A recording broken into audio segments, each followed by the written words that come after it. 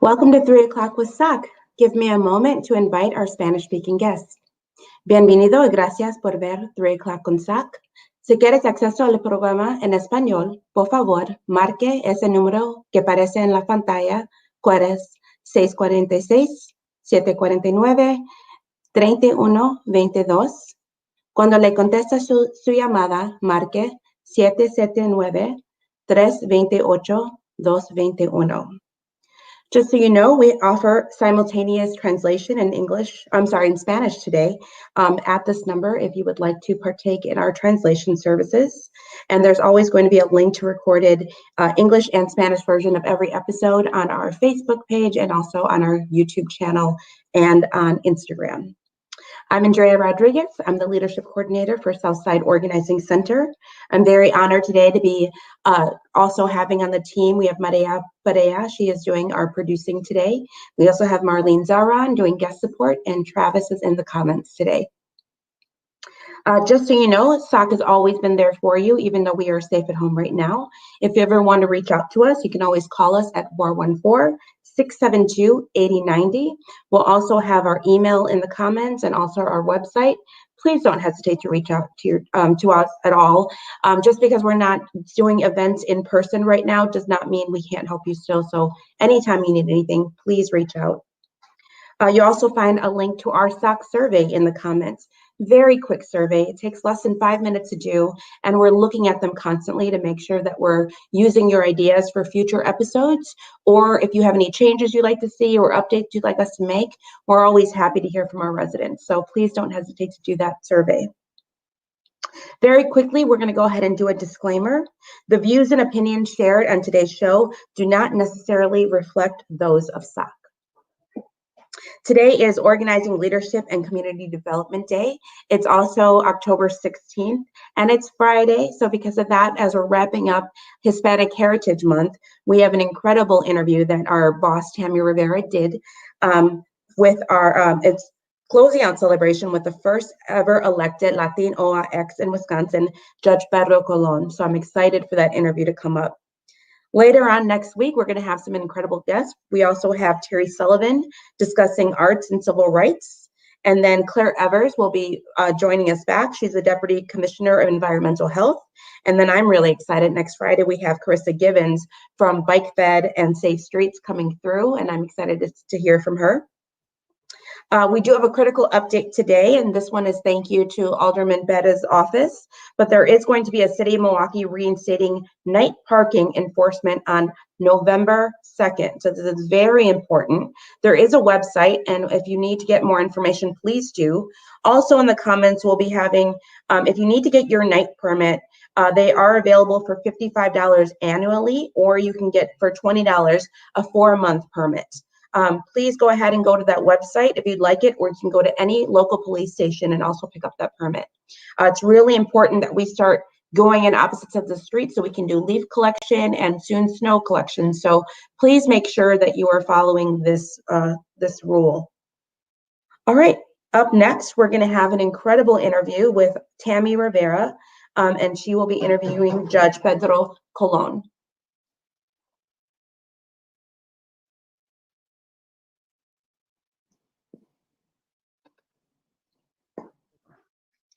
And today, to close out our Hispanic Heritage Month, very honored to have with us Judge Pedro Colon, our first Latino AX elected official. Welcome, Pedro.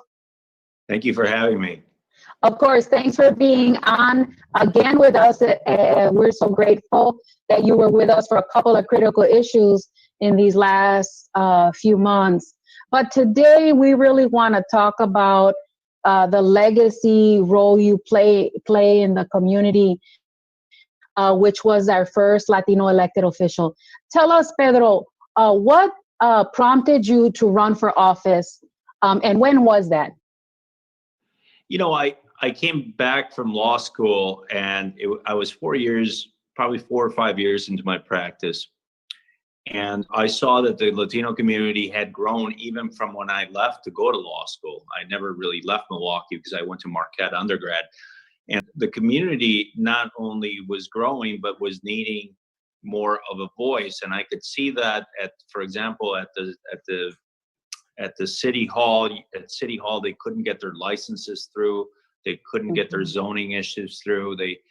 And it wasn't so much that they weren't trying, or that people that worked on their behalf weren't trying, but that they simply didn't have the power infrastructure to actually have people pay attention to their issues. And so that was becoming broader. And then I started working with a local development agency, Walker's Point Development Association. And basically by default, I started doing all the Spanish speaking closings in the South Side. And so I got to meet families, how they made their living, how they survived day to day, what their dreams were, which were very entrenched in their purchasing of a first home, not unlike any American in that sense. And so I got to meet so many people.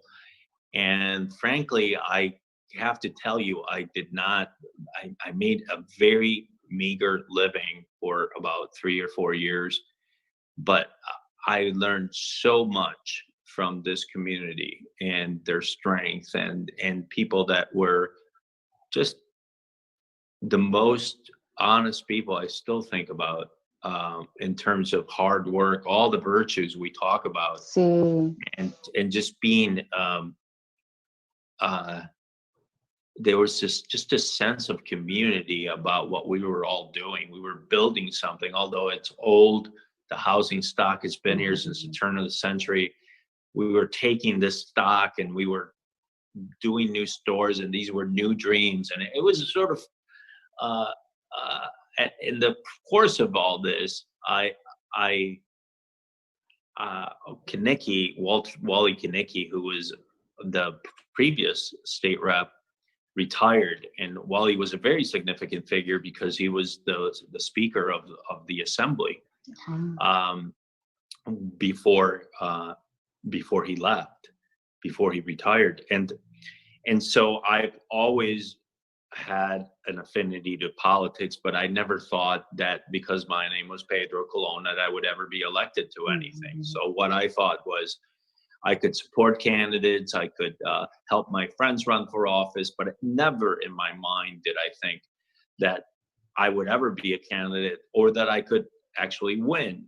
And so after I came back from, that was while I was at Marquette, but when I came back from law school, I started thinking, well, I may not win, but the community is here and we're all here. And so we're going to give it a go. And my spouse, Betty, said, sure, go ahead and do it, because it meant going from little money making to no money making for about 7 months, right? And so she helped me along. And then it was really interesting, the reactions from what were the leaders at that time. Some were just sort of, they were excited, but they said, Pedro, we've always ran this race. We've never won this race. A guy named Pedro is not likely to get elected. Some said, last time I backed the Latino candidate and it went nowhere. I'm staying out of this. Some people were like, well, let's go, Pedro, let's do it. And there were community activists that helped me, and all kinds of people that helped me. And I'm still very thankful to them, and for essentially instilling this courage in me to actually run, because running is it sounds really exciting, but it's kind of a lonely process, right? You just say, I'm going out there to tell people that I am going to be a good representative for their interest. And I worked really hard. I still called most of my opponents friends. I still talk to Victor Hakey, who opposed me in that race. And it was sort of a race that was really, in a way, defining the South Side for the first time as a different place. In fact, the Polish American candidate who ran against me was still running his platform against fair housing laws. If you can imagine, this is 1998, and we're still not only, running but running on issues that, at least in my mind, I thought we had decided in the mid 60s all the way to the Were resolved. early 70s. But, apparently it was all unresolved in his mind. So we went at it. We really ran a great race. I was, like anything, it's hard work, a lot of help, and a little bit of luck. And, and so all those things kind of melded together, and we won. I remember beautiful and not so beautiful contacts when I did the doors. One was I came around, it was right around St. Joseph's, and I'm coming around the house, and there's this 3 older men speaking Polish, or it wasn't Spanish, let's put it that way. And I thought it was Polish, and it was Polish. They confirmed. I came and I said, hello, I'm Pedro Colon, I'm running for state assembly. I would like your support. And one of them kind of looks up and smiles. And because there was one Polish candidate in the race, and there were 4 Latino candidates that were vying for this primary. And he looks at me and he says, well, can I ask you a question? And I said, sure. He says, why does it take 4 Hispanics to replace 1 Polish guy? I thought that was hilarious. And we started laughing. And I said, well, that's what I keep telling all the Hispanic guys and the Polish guy. What is wrong with you running against me? So we had a great laugh. And it was fun, again, to families will welcome you in and sort of tell you what their concerns were. Yeah. And it was an incredible experience. I always tell people that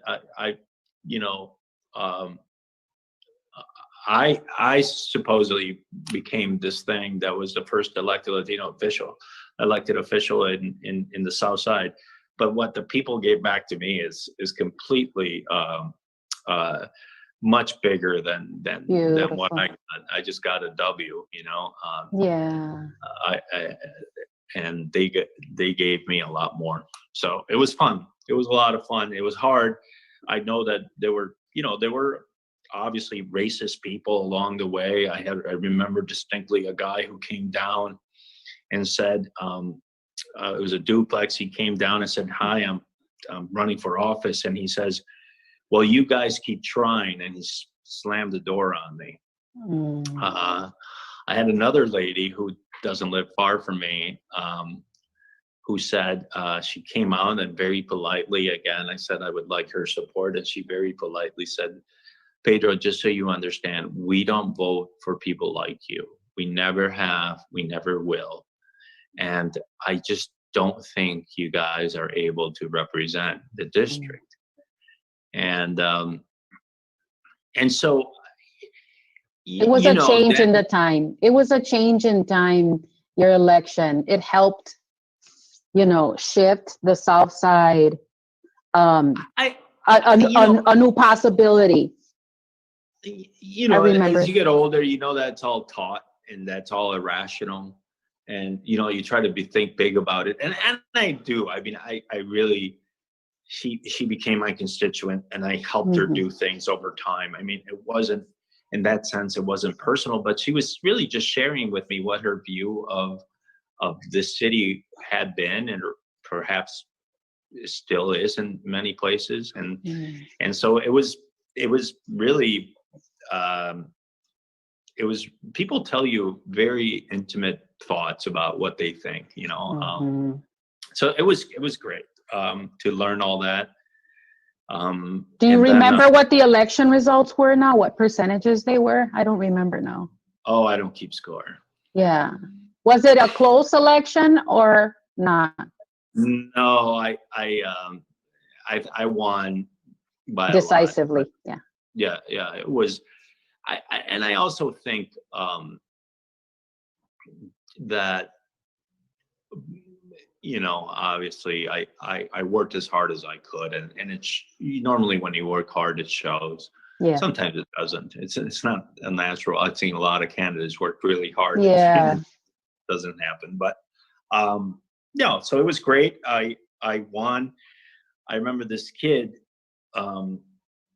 came up to me, and I was doing literature, and the kid comes and rides his bike right behind me, and I'm walking down the neighborhood. This was over on Lincoln, like 15th and Lincoln, right across the street from the Lincoln Street School. And the kid says, "Hey, is this you?" And I said, "Yeah, this is me." And he says, "Your name is Pedro?" I'm like, "Yeah, that's my name." And he says, "My name is Pedro." Oh. I said, "That's awesome." And he says, "I'm going to talk to my parents or something." I don't know what he said, but you know, Powerful moments. But you know, I can relate to the kid because you know, here's this kid looking for some sign that says, "Hey, his name is just like any other name that fits in the city." And here comes a guy, he doesn't know who I am, and he reads it and he says, "Oh, here's a guy who's doing something." I'm sure he wasn't sure what I was doing. I was running for office, but you know, he says, "He's got my same name." And so there's this connection that he fits, that he's part of this. And so that was a fun interaction. Let's talk about your team. Did you have a campaign manager back then? Or was it a team of folks? Yeah, well, I mean, it was a team of folks. It was, you know, Marilyn Figueroa helped me a lot at that time. I remember. I was queuing the question. Yeah, no, it was Marilyn, and some people had, you know, she was probably the main person. There were others, Roy De La Rosa. I've always been very thankful. Jack Zamborski, who had a lot to do with SOC. And so there's Jack, and you know, there's some great people in this neighborhood. Jack was a person who was very rule of law, very concerned with crime, but his heart was just so open to anything in so many ways. And Jack really counseled me through these things. So you have these hard encounters with people, but then you have these other encounters of people that are thinking well beyond their immediacy. They're just are thinking for the good of the neighborhood. They want things to work. They want things to be competently run, and they don't really care who does it. And so Jack was one of those people. Roy De La Rosa, who was at the time worked for the county as a lobbyist, was in my opinion a great resource, because he really knew government, and he really knew sort of the steps that I had to take. I remember going to an event at Lali's dad's restaurant there on Muskego. You know, Lali from Antigua, Mendieta, Señor Mendieta. Do you remember what that restaurant's name is? Sol.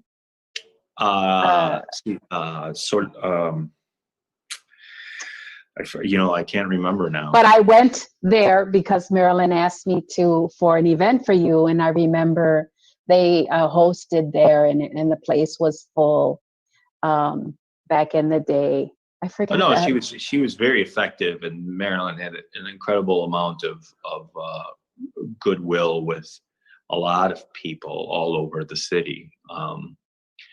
So it was, you know, that was significant help. And like I said, you know, every election is about it's hard work with a lot of good people and a little bit of luck, and that's true of every election I've run. Now I've run more elections than I care to mention, but and so it was interesting, and I think it really gave the Latino community, even those that weren't thrilled about me, I always joke, to say, hey, you know, we're going to be part of this. Some people would say, well, of course he got elected. He's so great. And then some people would say, well, if he got elected, then we have a lot more to show, right? Oh. The community keeps us inspired. The community keeps us inspired and humbled at the same time. Exactly. How long did you serve? How long did you serve, Pedro? It was 10 years, so 5 terms. I really think that the next step,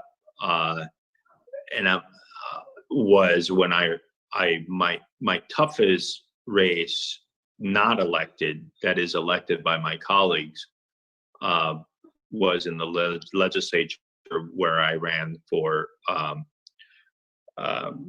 minority or majority leader, which is the second position next to the speaker, and I came up short. And that was the first time where I thought that it wasn't exactly fair the way it was conducted. But it's fine. I thought it's funny to see the Democratic Party that it is today compared to the Wisconsin Democratic Party that I had to deal with, which was much different. And even as they portrayed and sometimes wanted to do things that were diverse in nature, they weren't really ready at that time, walking that walk. So it was eye-opening, and that was the first time I thought, I was being, in my opinion, held back because they did not want a Latino representing the wider body of the Wisconsin legislature or the Democratic Party. So that was tough to deal with. But, I served 3 terms on the Joint Finance Committee, which is the toughest committee. And it by far it is the toughest committee in the legislature. And I held ground for 3 terms, which I frankly don't think a lot of legislators have ever done. Very few, because it's so hard. And so I did that, and I got, that was a great role because then I got to learn the whole city. Now I was doing the south side, but then I was doing the north side. I was doing the east side. I was, you sort of become the representative for all Milwaukee on that committee. And so that was an amazing experience. I call that my master's without going to school. Because I really did learn everything about, you learn a lot about state government. Yeah, I don't think people realize that the work we want to do in the legislature, it includes the policy, but it never comes to fruition if it doesn't get financed. That's right. And so the real hard work is in the finance committee. Yeah. Well, it's funny because sometimes you hear people. So when you talk about policing, for example, and you talk about how that is paid, how the salaries are paid, how the equipment is paid, how the collective bargaining agreement is constructed, how and what part of shared revenue fills that part of any part of the budget in the city.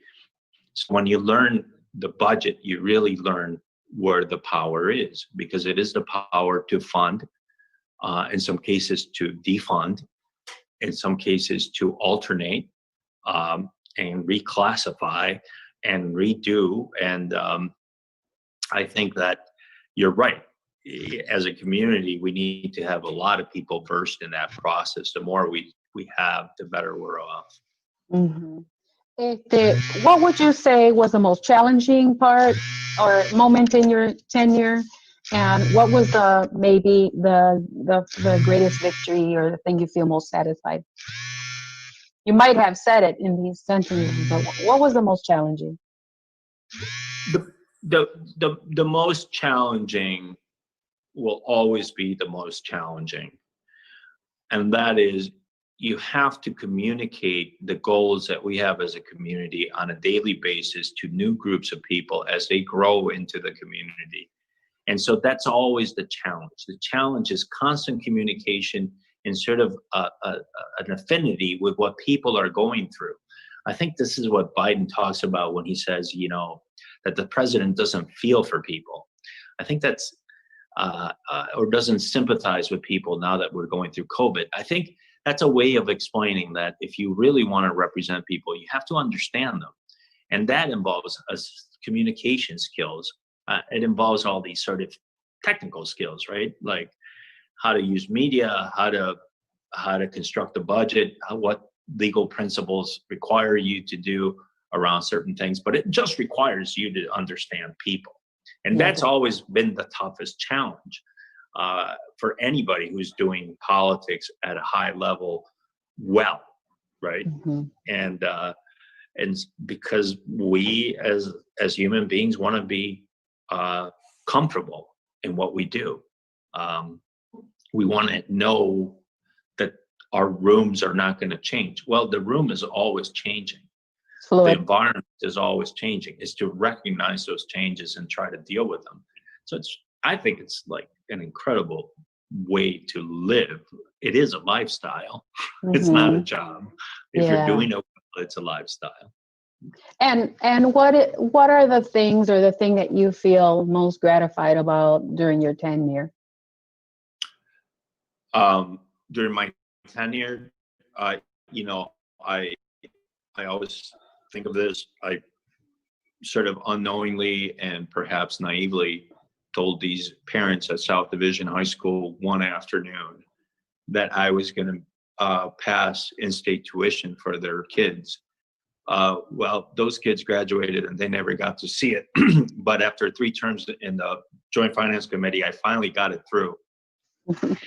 And I came home, and I do remember the drive home back to Milwaukee where I thought, I did it. This is what I promised these parents.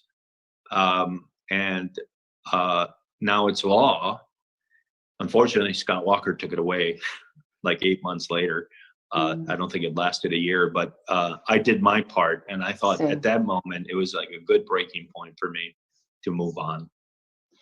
And so tell us, what did you do after you left? So catch folks up on what you've been doing. So I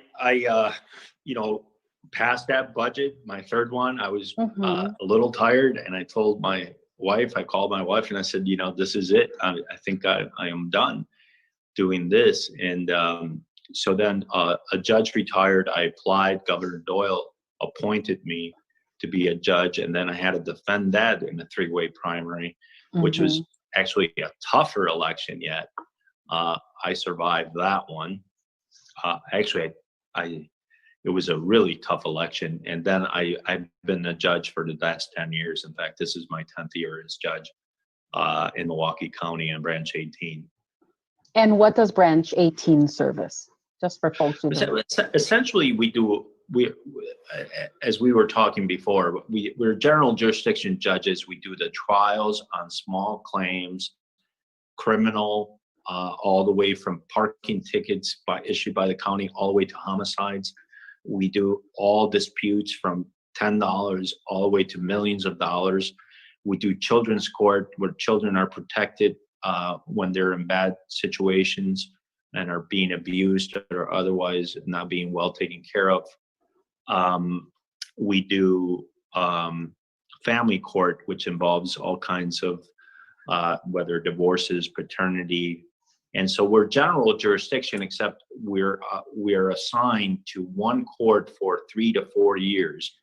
So for example, I will only be doing criminal law for 4 years, and then I may be doing children's law for 4 years, and I may be doing family law for 4 years, or I may be doing civil claims, large claims for 4 years. So although we are general 4 years, sort of rotating service cycle. Service. And Pedro, because we're concluding Hispanic Heritage Month, give us a sense of what does a representation look like amongst the judges nowadays? Like, what is the Latino X representation? I mean, I didn't prep you for this, so I don't expect statistics. This is something I know, and I appreciate it. And frankly, Governor Evers has done a fantastic job of diversifying the court in Milwaukee. That is not to say that Governor Thompson moved it along. He did. That is not to say that Governor Doyle didn't move it along. He did. Walker did not in any way. But Governor Evers has made appointments in now Jack Davila, who just launched his campaign and has been appointed judge in Milwaukee. We have Reina Morales, who had just been appointed in the last few weeks. We have Carolina Stark, who went through a very tough race and is now part of the Latinos that are elected. We have Kevin Martins, who is also Latino.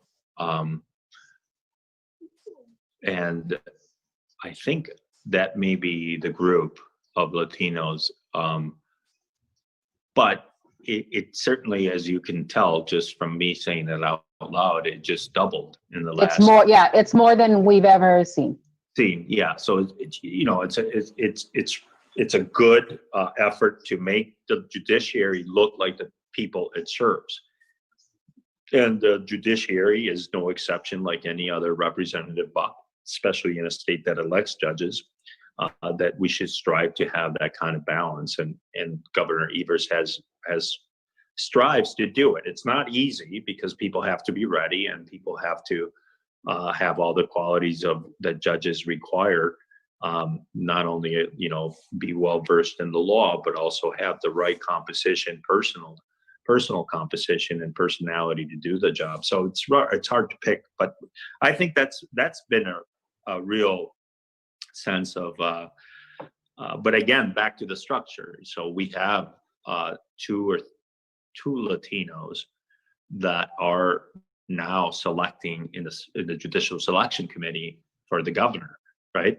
Rebecca and yes, Rebecca Lopez and Craig Massantuno. And so that allows people to feel more comfortable about applying. If they have questions about the process, all these informal things that take place for anything that you apply for. And so that's really doing it. And then on the elected front, we have great people.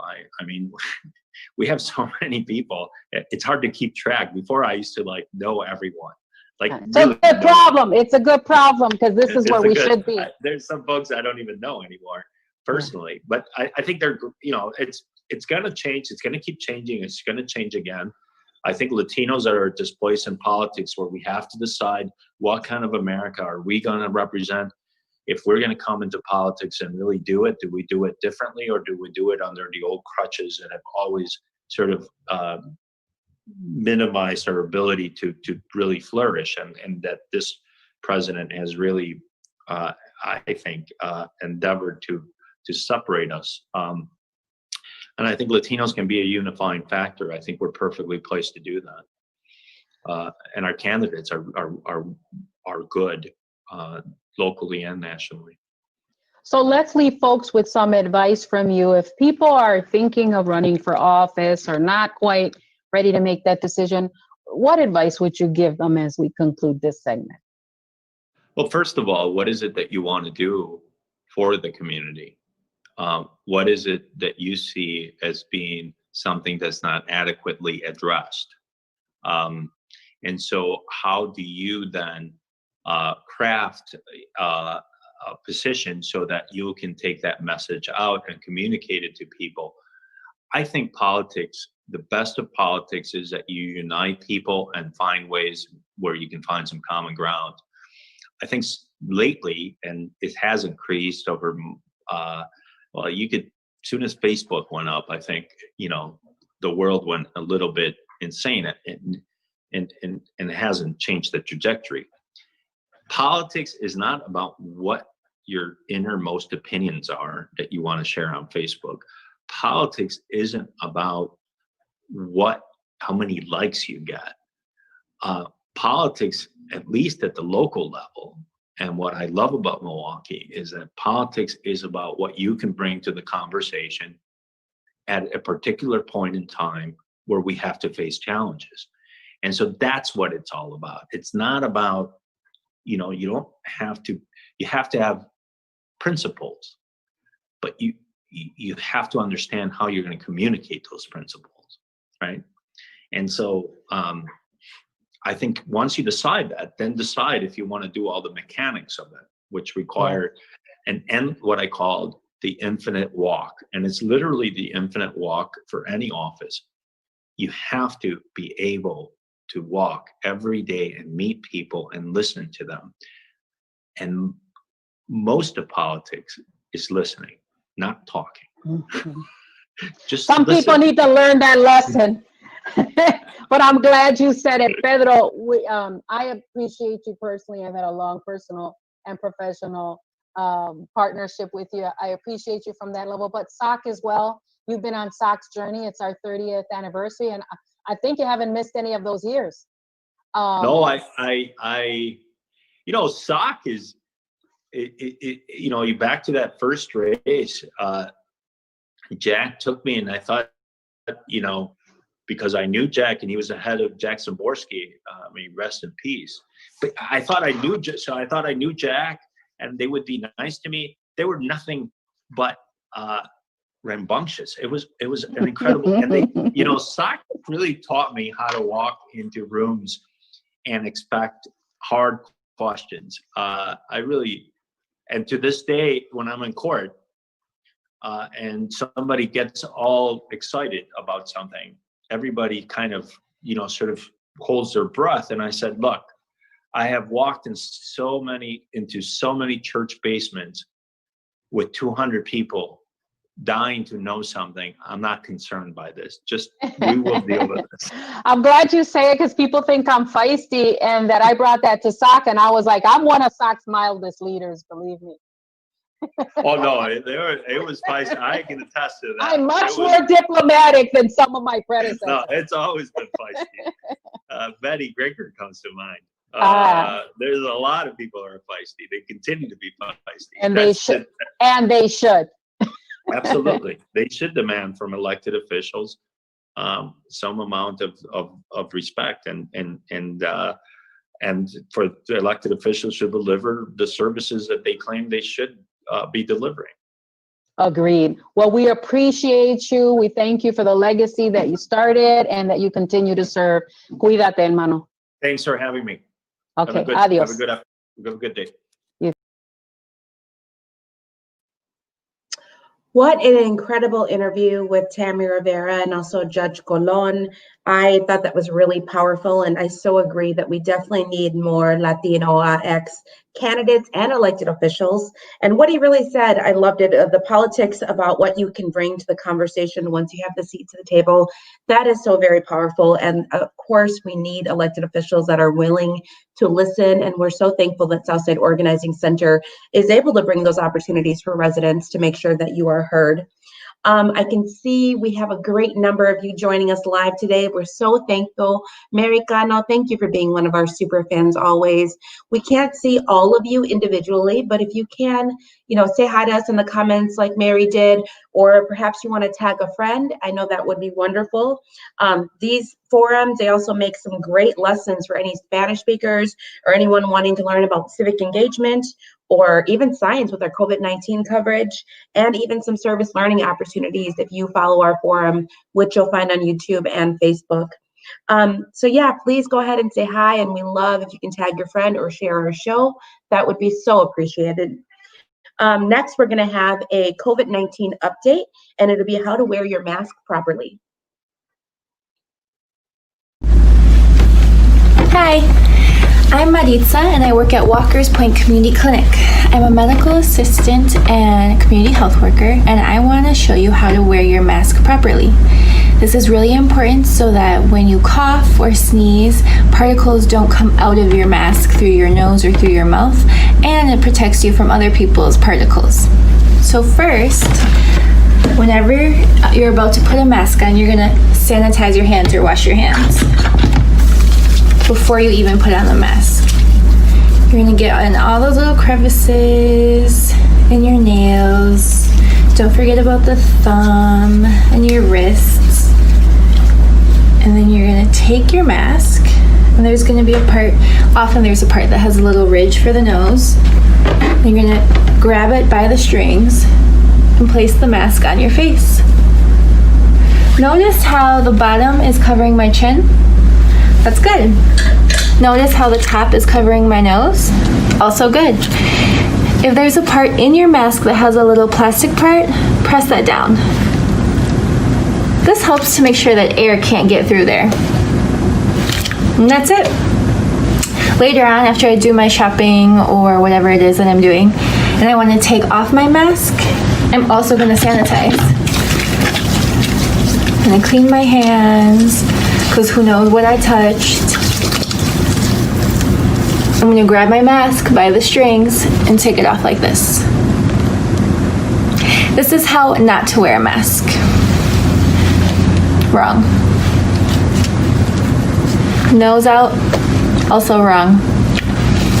Hanging out on the chin, not great either. Doesn't really do its thing, doesn't do its job. So we want to make sure that our entire mouth and nose is covered by the mask. And there you have it. Excellent. Thank you so much to our friends at 16th Street Clinic for that great information. We hope you're all being safe out there and wearing your mask properly. Numbers are very high right now, so please be careful if you need to be outside. After this, we're going to have a civic engagement update, and it'll be a video about Obama's plan to vote. Hey everybody, Barack Obama here. So much is at stake in this election, from getting the pandemic under control, to building a fairer economy, to taking on climate change, to protecting our health care. You can change our direction on every issue. That's the power of your vote. History shows that the easiest way to make sure that you and your friends vote is to make a plan. And when it comes to voting this year, having a plan has never been more important. So I want to bring in my friend Meg, who's going to tell us how to make sure our ballots count this year. Meg, take it away. Thanks, President Obama. This year, you have a few easy ways to cast your ballot and make your voice heard in your state. Depending on your state, you can vote by mail, vote early in person, or vote on Election Day on November 3rd. To vote by mail, first go to iwillvote.com to request your ballot. Once you request your ballot, be sure to keep an eye on your mailbox. When your ballot arrives, follow the instructions carefully. In some states, you can track your ballot or drop it off in person. Head here to learn more. Many states have in-person early voting sites, and voting early lets you vote on your schedule. Nice, right? You can find your early voting site at iwillvote.com. And of course, you can always vote on Election Day, Tuesday, November 3rd. Go to iwillvote.com to find your polling place. My suggestion, get there early so you don't have to rush at the end of the day. Back to you, President Obama. Whether you vote by mail, vote early and in person, or vote in person on November 3rd, thank you for going to iwillvote.com and doing your part to protect this democracy and change this country for the better. Now get out there and vote. Yeah, we got to work on that.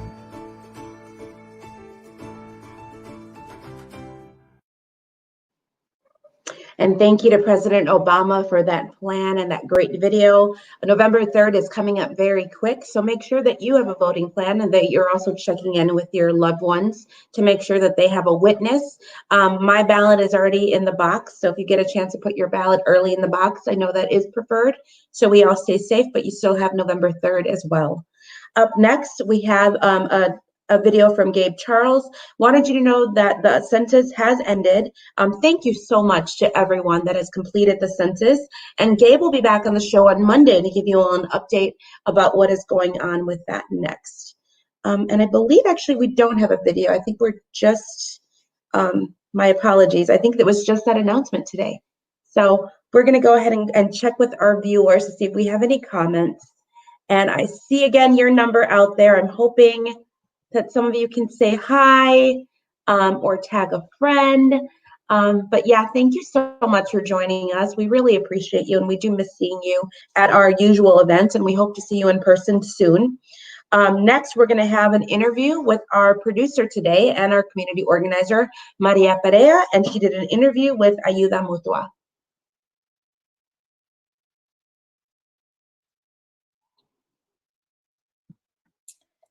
Hello, so for today's SOC feature, we have Sebastián Daniel and Daisy Romero from Ayuda Mutua. Hi, guys. What's good?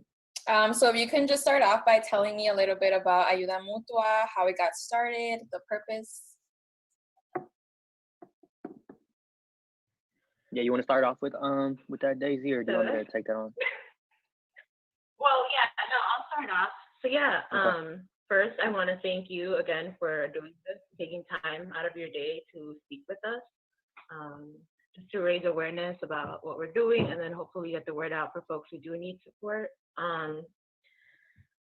So I know, Angela Harris is an MPS teacher and an activist and organizer.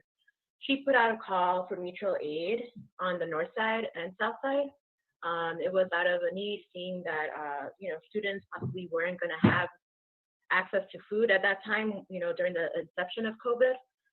And so that call was put out for mutual aid during that time. And our homie Janet Martin, who's also a member of Ayuda Mutua, also put out a call to amplify that voice. And so in response,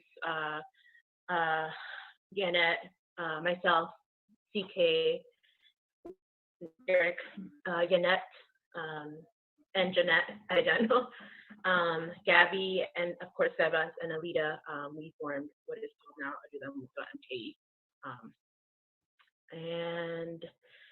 It started out as a translating documents and resources for Spanish-speaking siblings, and then it slowly evolved into providing food and hygiene products, along with collecting and distributing food donations, and resources for families in the Milwaukee area. Want to add anything, Sebas?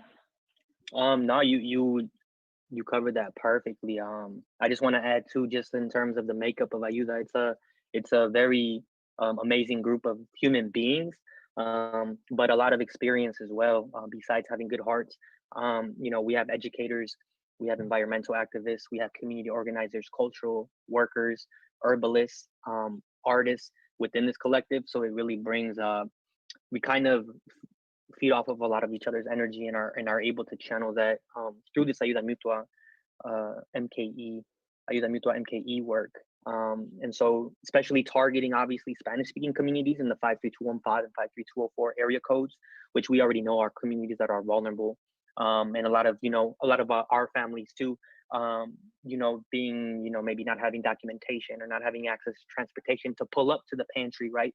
So we also do like delivery drive drop-offs as well, or we coordinate with volunteers and stuff. And so we really, the model that we have, the mutual aid model, right, is like taking care of our own, divesting from oppressive systems that don't take care of us, and investing in ourselves, in our community, and in people. And also realizing that the community will dictate and drive our work, right? We're not here saying this is what you need, this is what resources you should be aware of. A lot of our work, it's always driven by the community, right? Whether it be a call for housing resources, employment resources. So trying to like work as a bridge between our community and what we know what the possibilities are. Okay. I know Daisy mentioned a little bit of the staff involved. Can you tell me more specifically like your guys' roles in Ayuda Mutua? Yeah, for sure. So this question is like funny because anytime people want to talk to us or anybody in the group, it's like, well, what's your title or what's your position? And it's like, for us, it's a very horizontal kind of approach. And it's a very leaderless kind of it's a collective framework. So none of us are managers, supervisor, director, all those kind of colonial, words. We don't really use that inside the space. We are all leaders. Our capacities change at times. So we take turns leading, we take turns organizing, we take turns doing back end stuff, which entails a lot of, graphic design, right? Like Janet Martin is crazy with the graphic design. She's able to provide us with a lot of graphics and things like that. We got homies doing that reply to emails and messages that we get, which is every day. We have people who coordinate volunteer delivery drivers and people who are volunteers in the pantry. We have people who are in the pantry organizing and distributing. So it's really no titles. It's just like I said, we're just homies who are concerned and plugged into our communities. And so no member is more important than the other, and this perfectly aligns with our values and mission. Okay. I like that. I like that a lot. What are your guys' hours of operation and your location then? I could answer that. So Mondays are our donations day, which is the day that we take in donations right now. It is from noon till 2 p.m. Mondays again at Bounce, Milwaukee, and the address for that is 2801 South 5th Court. It's right behind UMOS. So if you need to get tested and you also need to grab a bag of produce or food, it's all right there. And Tuesdays are distribution days from 5 to 7 p.m. Again at Bounce, Milwaukee, same address. We also have pop-up days. They're usually Fridays. We've had pop-up days at Allen Field and Mitchell Park at the Domes.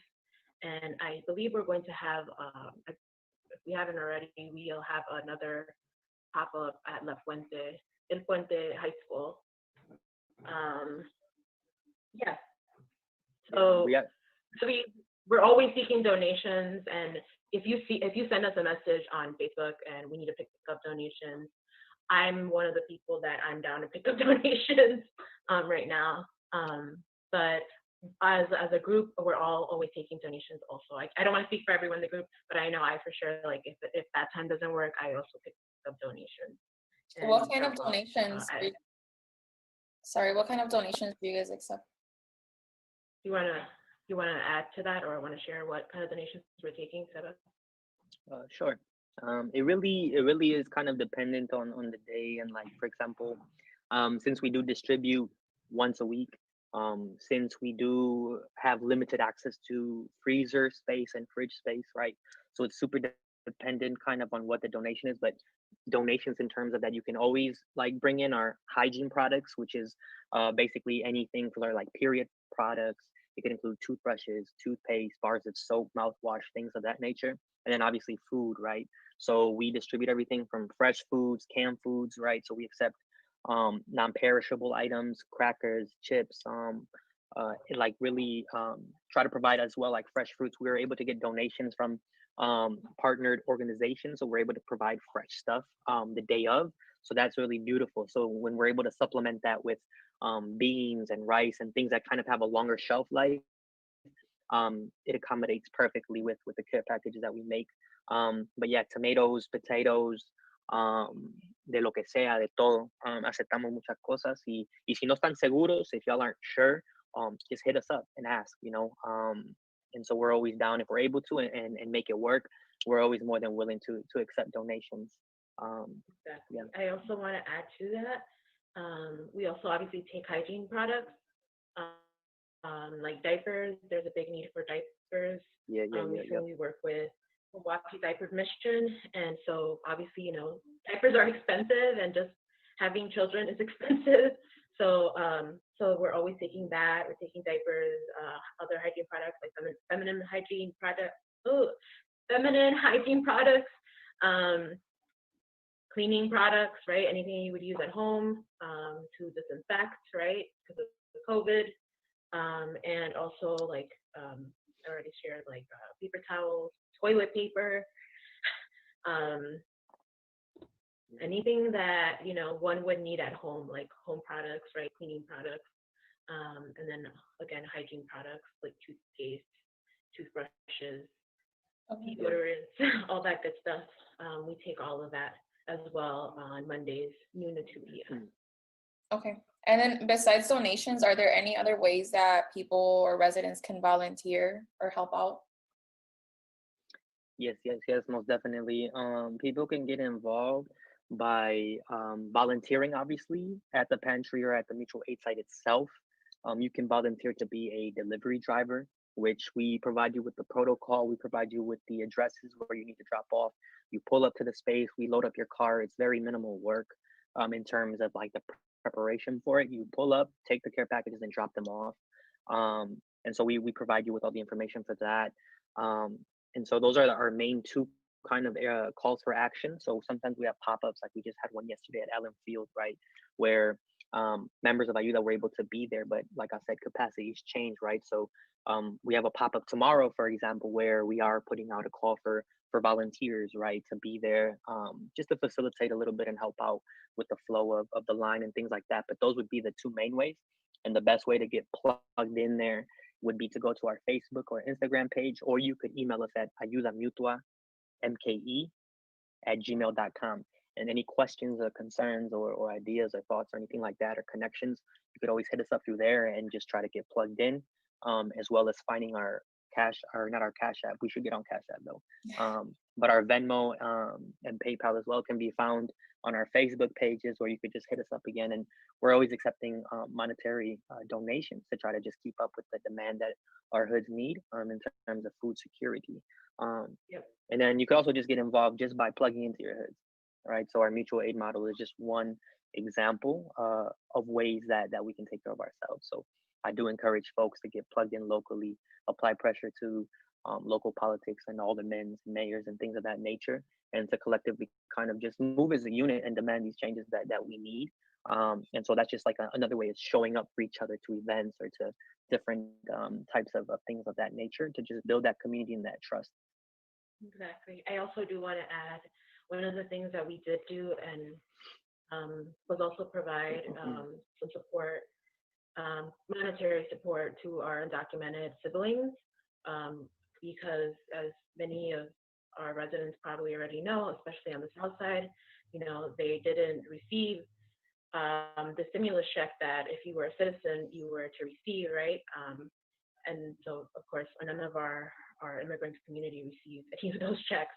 And so we did have a fund, a docu-fund, and we distributed those funds back then, right? And so just a reminder to highlight, just to add to what Seba said, right? Like there's these systems that have been set up that are already not set up to take care of us, right? Especially our most vulnerable populations, our Black and Brown, undocumented families.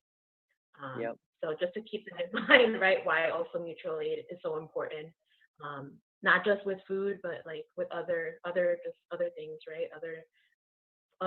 We need healthcare, we need other things to be able to function, just basic access to healthcare, housing, just like the basics, right? I think so. I just wanted to add to that. Yeah, real quick too, before you know, we wrap up here, I do want to put a plug in for a Dia de los Muertos celebración that's going to be going on, that we're hosting. So obviously hemos estado trabajando duro, ¿verdad?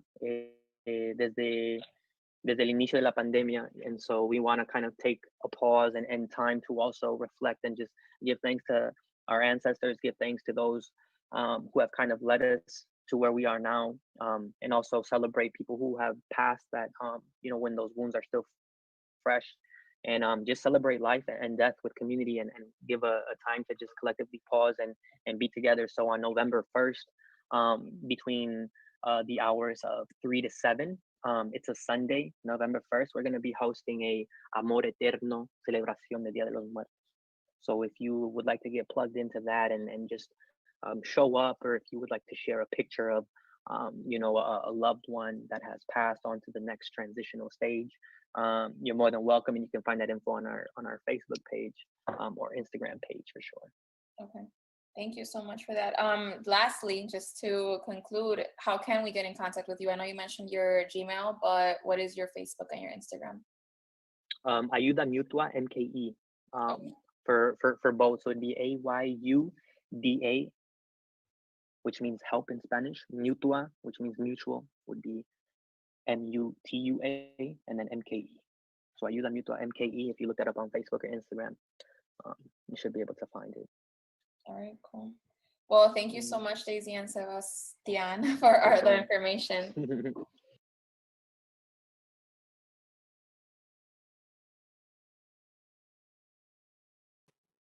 Another powerful interview from Maria Perea. Thank you so much for that. And thank you to Daisy and Sebas from Ayuda Mutua. Such incredible work they do. Please reach out to them. You will find the contact information in our comments today. Definitely, if you have not seen their operation, I was able to drop off some things, and incredible amount of volunteers. They are using masks, they are being safe, and the delivery driving experience seems very easy if you have any time to spare. I know there's a lot of families in Milwaukee that could really, really use this right now. So please make sure you reach out to them. Looking at our comments right now, I do want to say hello to Miranda. Also, I'd like to say hello to Marina, our president of our SOC board. Thank you for joining us today. We appreciate you so much. Up next, we'll have our SOC survey promo. Has this live forum been informative and useful to you? What part of the forum could be improved or changed to make it better? Please take a quick survey that's located in the comments section so that we can keep 3 o'clock with SOC going for residents. Thank you for tuning in. Excellent show. We are just rounding out the end of the hour. We thank you so much for joining us. Please, we hope that you can tag a friend or share our show. We're always here for all of you. Couple reminders for next week. We're going to have some incredible guests for you once again. Monday, we'll have Terry Sullivan discussing some arts and civil rights. Later on in the week, we'll have Claire Evers coming through. She's our Deputy Commissioner of Environmental Health. And then we'll also have Carissa Gibbons from Bike Fed and also Safe Streets Initiative. Also, if you didn't know, today is Bosses Day as well. So we wanted to give a shout out to our executive director and our lead organizer, Tammy Rivera. All the staff kind of pitched in together and gave her a little surprise, which we'll give you a peek of right now. Let's see if we have it. And if not, we might show it later. Maybe it'll be later, but it was a beautiful bucket of flowers, and we got her some lovely pastry from Joanna's Cakes and Desserts. There it is, that we got to deliver on her porch today, making sure that we're all social distancing at all times. So very thankful that we can celebrate our boss. What an incredible show. Thankful that we can end up Hispanic Heritage Month today. We're so thankful for all of you. And next we'll have our funder and partner thank yous. Have a great weekend.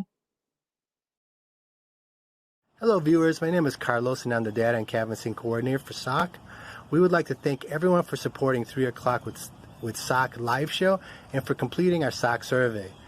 In addition to thanking our residents for tuning in and sharing our show, we would like to also thank the following sponsors: Wisconsin Voices, Community Development Block Grant, Neo Philanthropy State Infrastructure Fund, Movement Voter Project, Catholic Campaign for Human Development, Zilber Foundation, City of Milwaukee Office of Violence Prevention, Tides Foundation, Employ Milwaukee, and all of the faithful individuals who support SOC through their personal donations. Thank you.